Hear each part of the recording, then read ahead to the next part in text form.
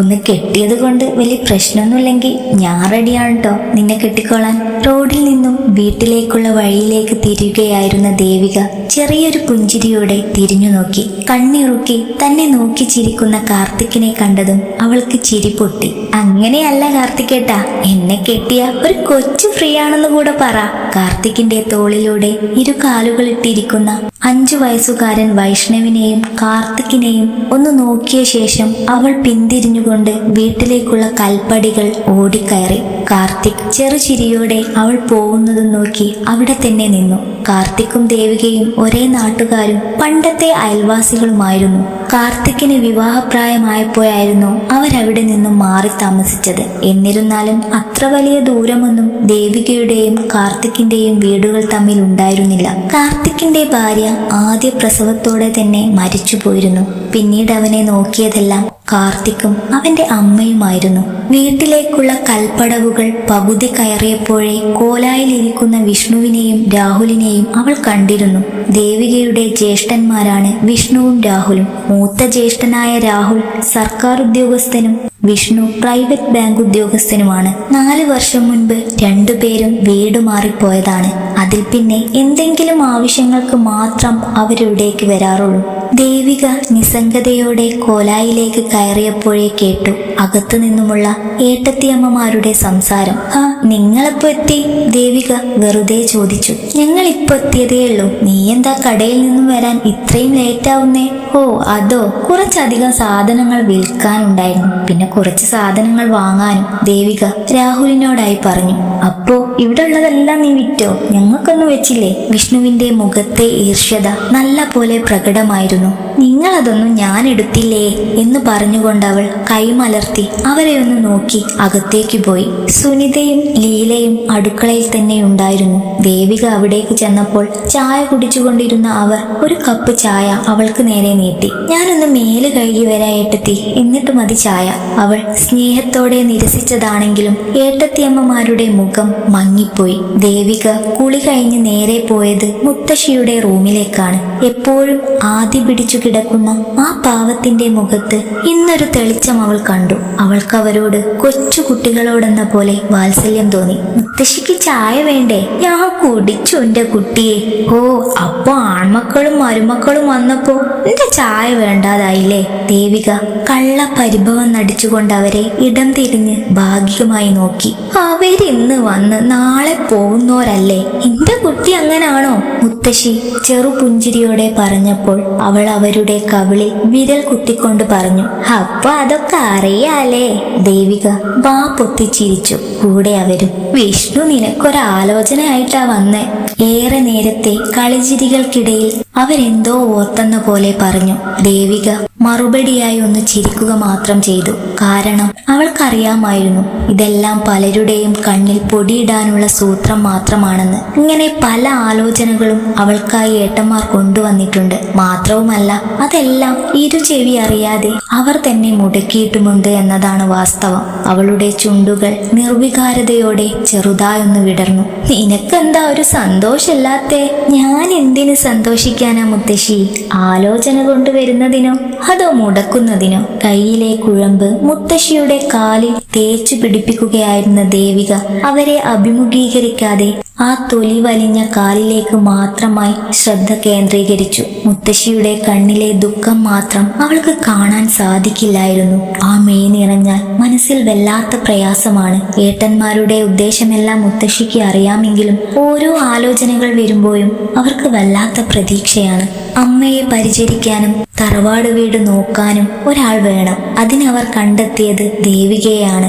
രക്തബന്ധമായിട്ട് പോലും അവളോടവർക്ക് ലവലേശം അലിവ് തോന്നാത്തതിൽ മാത്രമാണ് മുത്തശ്ശിയുടെ ദേഷ്യം. പ്രായം 30 കഴിഞ്ഞിട്ടും വിവാഹം നടക്കാത്തതിൽ ചെറിയൊരു വിഷമം അവൾക്കുണ്ടെങ്കിലും ഏട്ടന്മാരെ കുറിച്ച് ഓർക്കുമ്പോൾ ആ സങ്കടം മാറിക്കിട്ടും. കാരണം അവൾക്കറിയാമായിരുന്നു അവർ ജീവനോടെയുള്ള കാലത്തോളം അവൾക്ക് കുടുംബവും കുട്ടിയുമായി ജീവിക്കാൻ കഴിയില്ല എന്ന്. പിന്നെ എന്തിനു ദുഃഖിച്ചിരിക്കണം എന്നായിരുന്നു അവളുടെ ചിന്ത. പിറ്റേന്ന് രാവിലെ പാലുമായി പുറത്തേക്കിറങ്ങാൻ തുനിയവെയായിരുന്നു തിരിച്ചു വേഗം വരണമെന്നും ഇന്നൊരു കൂട്ടർ വരുന്നുണ്ടെന്നും വിഷ്ണു പറഞ്ഞത്. ഇന്നലെ മുത്തശ്ശി പറഞ്ഞതാണ് അവൾക്ക് അപ്പോൾ ഓർമ്മ വന്നത്. അവൾ നിസ്സംഗതയോടെ റോഡിലേക്ക് ഇറങ്ങി നടന്നു. രാവിലെയും വൈകുന്നേരവും പാലുമായുള്ള ഈ പോക്ക് പതിവാണ്. വഴിയിൽ കാണുന്നവരോടെല്ലാം കുശലം പറഞ്ഞായിരുന്നു ദേവിക ആവശ്യക്കാർക്കുള്ള പാലെത്തിക്കാറ്. അതുകൊണ്ട് ചിലപ്പോഴൊക്കെ നേരം വൈകാറുണ്ട്. ഇന്ന് വിഷ്ണു പറഞ്ഞതോർക്കവേ അവളുടെ നടത്തത്തിലും പ്രവൃത്തിയിലും ധൃതി കൂടി. എങ്കിലും കാണുന്നവർക്കെല്ലാം ഒരു പുഞ്ചിരി നൽകാൻ അവൾ മറന്നില്ല. ആ കൂട്ടത്തിൽ കാർത്തിക്കിനും. വീട്ടിലെത്തി പണിയെല്ലാം കഴിഞ്ഞപ്പോഴേക്കും നേരം 11 കഴിഞ്ഞിരുന്നു. കുറച്ചു സമയം കഴിഞ്ഞപ്പോഴേക്കും ചെക്കനും കൂട്ടരും എത്തി. അവൾക്ക് ആകാംക്ഷയോ പ്രതീക്ഷയോ തോന്നിയില്ല. പലപ്പോഴും പലർക്കു മുൻപിലും ചായയുമായി നിന്നിട്ടുള്ള ദേവിക ഒരു ചടങ്ങെന്ന പോലെ അവർക്കു മുൻപിലും മനം മടുപ്പോടെ നിന്നു. അവർ പോയി മണിക്കൂറുകൾ പിന്നിടുമ്പോഴേക്കും രാഹുൽ മ്ലാനതയോടെ വീട്ടിലേക്ക് വന്നു. അപ്പോഴേ ദേവികയ്ക്ക് തോന്നിയിരുന്നു ഈ ആലോചനയും ഏട്ടന്മാർ മുടക്കിയിട്ടുണ്ടാവുമെന്ന്. പ്രതീക്ഷിച്ചതുപോലെ അവൾക്ക് തെറ്റിയില്ല. രാഹുലിന് പറയാനുള്ളതും അത് തന്നെയായിരുന്നു. അവരെല്ലാവരും തറവാട്ടിൽ നിന്നും പോവാൻ സമയം സന്ധ്യ കഴിഞ്ഞിരുന്നു. വണ്ടി നിറയെ പച്ചക്കറികളും തേങ്ങയും മാങ്ങയും എന്ന് വേണ്ട വണ്ടിയിൽ ഒതുങ്ങാവുന്ന സാധനങ്ങളുമായിട്ടായിരുന്നു അവരുടെ പോക്ക്. അല്ലെങ്കിലും ദേവികയുടെ വിവാഹത്തിന്റെ പേരും പറഞ്ഞ് കിട്ടുന്ന സാധനങ്ങളെല്ലാം കൊണ്ടുപോകുന്നത് കാലം കുറെ ആയല്ലോ. ദേവിക പുച്ഛത്തോടെ ഓർത്തു. ശേഷം ഒരു ദീർഘനിശ്വാസത്തോടെ അവൾ അകത്തേക്ക് കയറിപ്പോയി. "ടീ എരണം കെട്ടവളെ, എന്ത് പണിയാടി നീ കാണിച്ചത്?" കുറച്ച് ദിവസങ്ങൾക്ക് ശേഷം തറവാട്ട് വീട്ടിലെത്തിയ വിഷ്ണുവും രാഹുലും കലി തുള്ളിക്കൊണ്ട് ദേവികയ്ക്ക് നേരെ ചീറിയടുത്തു. പിറകെ തന്നെ അവരുടെ ഭാര്യമാരും ഉണ്ടായിരുന്നു. ദേവിക പുച്ഛത്തോടെ അവരെ നോക്കി. ആ നോട്ടം തീരെ പിടിക്കാത്തതുപോലെ രാഹുൽ അവർക്ക് നേരെ കയ്യോങ്ങിക്കൊണ്ട് പറഞ്ഞു, "ഇനി നീ ഈ വീട്ടിൽ വായാമെന്ന് കരുതണ്ടടി. ഇറങ്ങിക്കോണോ ഇപ്പോ തന്നെ കൂടും കുടുക്കയെടുത്ത്." ദേവിക ഇതെല്ലാം നേരത്തെ തന്നെ പ്രതീക്ഷിച്ചതാണെങ്കിലും ചെറിയൊരു നോവ് തോന്നി അവൾക്ക്. രാഹുലിന്റെ കൈ ദേവികയ്ക്കു നേരെ ഉയർന്നതും ഞൊടിയിടയിലായിരുന്നു കാർത്തിക് ആ കൈ തട്ടി മാറ്റിക്കൊണ്ട് പുറത്തേക്ക് വന്നത്. കൂടെ തന്നെ ഏന്തി വലിഞ്ഞുകൊണ്ട് മുത്തശ്ശിയും. "ഇത്രയും കാലം നിങ്ങൾ ഇവളോട് മുതലെടുപ്പ് നടത്തി, ഇനി അത് നടക്കില്ല," കാർത്തിക് പുച്ഛത്തോടെ പറഞ്ഞു. "അത് പറയാൻ നീ ആരാടാ?" വിഷ്ണു ദേഷ്യത്തോടെ കാർത്തിക്കിനോട് അലറി. "അയ്യോ, അപ്പൊ നിങ്ങൾക്ക് എന്നെ മനസ്സിലായില്ല അല്ലേ?" കാർത്തിക് ഹാസ്യരൂപേണെ കൈ കൂപ്പിക്കൊണ്ട് പറഞ്ഞു. "നിങ്ങളെ കണ്ണിലുണ്ണിയായ അനിയത്തിയെ കെട്ടിയ അവനാണ് ഇവൻ." ഒരു ചെറുചിരിയോടെ കുറച്ചധികം ചേഷ്ടകൾ കാണിച്ചുകൊണ്ട് കാർത്തിക് വീണ്ടും പറഞ്ഞു. അവർ അന്താളിച്ചു നിന്നുപോയി. "നിനക്ക് രണ്ടാം കെട്ടുകാരനെ തന്നെ കിട്ടിയുള്ളൂ?" സുനിത അനിഷ്ടം മറച്ചു വെക്കാതെ ദേവികയോട് ചോദിച്ചു. "നിങ്ങളുടെ എല്ലാ സ്നേഹം കാരണം എന്റെ കെട്ടുപ്രായം കഴിഞ്ഞില്ലേ? ഇപ്പോ ആയതുകൊണ്ട് രണ്ടാം കെട്ടുകാരനെങ്കിലും കിട്ടി. ഇനിയും നിന്ന കുഴിയിലേക്ക് എടുക്കാനായ ഏതെങ്കിലും മുത്തച്ഛനെ കെട്ടേണ്ടി വരും." ദേവിക സുനിതയുടെ മുഖത്ത് നോക്കി അങ്ങനെ പറഞ്ഞപ്പോൾ എല്ലാവരുടെയും വായ അടഞ്ഞുപോയി. "അപ്പോ കിട്ടാനുള്ളതെല്ലാം കിട്ടിയില്ലേ? ഇനി സ്വർഗത്തിലെ കട്ടുറുമ്പാവാതെ അളിയന്മാര് വന്ന വഴിക്ക് അങ്ങ് പോയെ." കാർത്തിക് വീണ്ടും അവരെ കളിയാക്കി. വിഷ്ണുവിനും രാഹുലിനും കൂടുതൽ ദേഷ്യം വന്നു തുടങ്ങിയിരുന്നു. "ഞങ്ങൾ അങ്ങോട്ട് പോവാൻ ഇത് ഞങ്ങൾക്ക് കൂടി അവകാശപ്പെട്ടതാ. അതുകൊണ്ട് എന്റെ പൊന്നാര മോന് ഭാര്യനെയും കൂട്ടി ഇറങ്ങാൻ നോക്ക്." ദേവിക മുത്തശ്ശിയെ നോക്കി ഒന്ന് ചിരിച്ചു. തിരികെ അവരും, "ഈ തറവാടും പറമ്പും ഇപ്പോഴും എന്റെ പേരിലാണെന്ന കാര്യം നിങ്ങൾ മറന്നോ?" മുത്തശ്ശി രാഹുലിനോടും വിഷ്ണുവിനോടുമായി ചോദിച്ചു. അവർ ഒന്നും മിണ്ടിയില്ല.